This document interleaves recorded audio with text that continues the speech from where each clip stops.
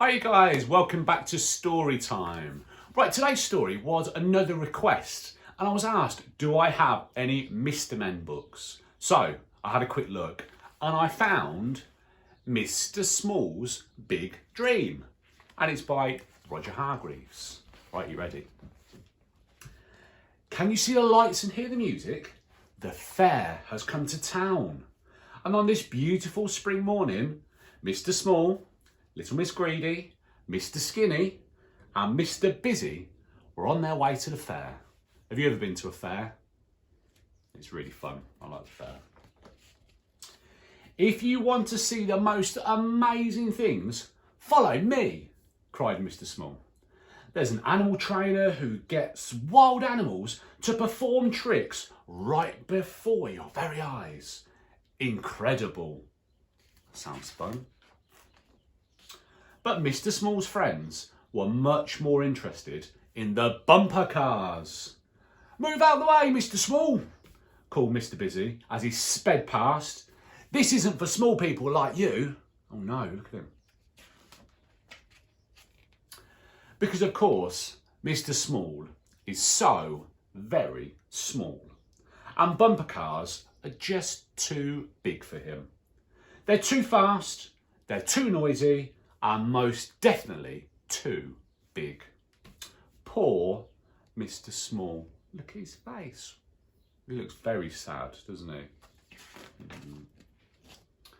Candy floss for sale, came the call, and immediately everybody hurried towards the man with the candy floss cart. Mr. Small got pushed this way and that way by the crowd. A large candy floss for me, please, said Little Miss Greedy, greedily. Me first.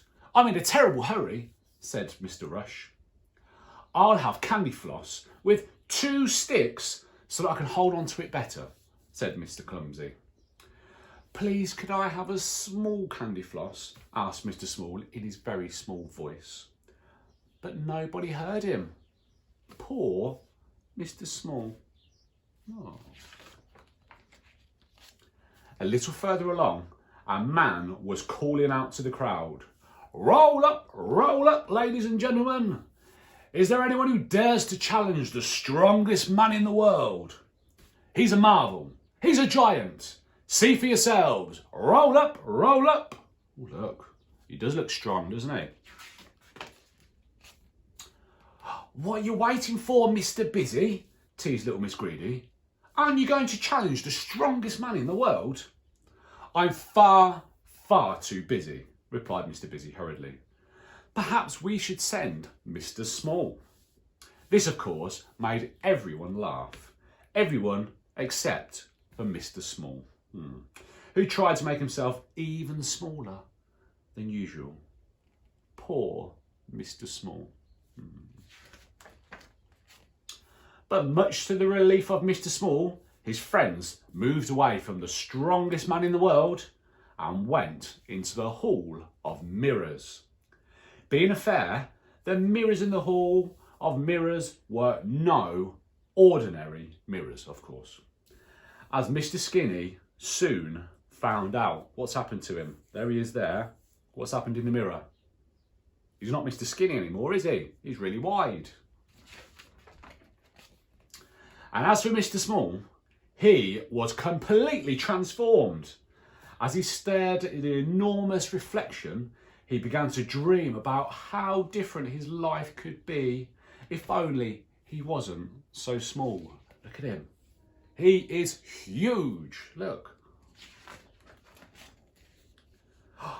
Bumper cars aren't for small people like you, Mr. Busy, he imagined himself saying as he crashed into a very small Mr. Busy. Look, pretending he's really big now, isn't he? Nobody's too strong for me, he imagined himself saying to the not so strong, strongest man in the world. Look, he's giving him an arm wrestle. But Little Miss Greedy's voice interrupted his dream. Mr. Small, didn't you want to take us to see the animal trainer? She asked. Oh yeah, replied Mr. Small. 4 tickets, please. I'm sorry, replied the ticket seller, but there's no show today. The animal trainer is injured. Oh, I can take his place, replied Mr. Small boldly. I know his show very well. I've seen it so many times. Oh, that'd be fun to watch. There was a drum roll and Mr. Small stepped onto the stage. Was Mr. Small, who was very small, really going to stand face to face with a wild animal? Little Miss Greedy, for one, was quite sure that Mr. Small had gone completely stark, raving mad. Look at him. He does look brave though. Hop, hop, hop. A frog, a little green frog. Yes, Mr. Small was standing face to face with a wild animal. A small, green, wild animal. Look here. I thought it was going to be a lion or something. What did you think it was going to be? It's a frog. The show was a huge success and Mr. Small was delighted. He'd always wanted to be a wild animal trainer. At last, his dream had come true. A round of applause for Mr. Small, the greatest frog trainer in the whole world, announced the ticket seller. Hip, hip, hooray, cried Mr. Small's friends and the rest of the audience. And the last I heard of Mr. Small was that he had plans to open a flea circus. But that's another story. And that's the end. Right, hope you enjoyed that one, guys. I did. I haven't read Mr. Ben's stories in so long, so I really enjoyed that. All right, see you next time, guys. Bye-bye.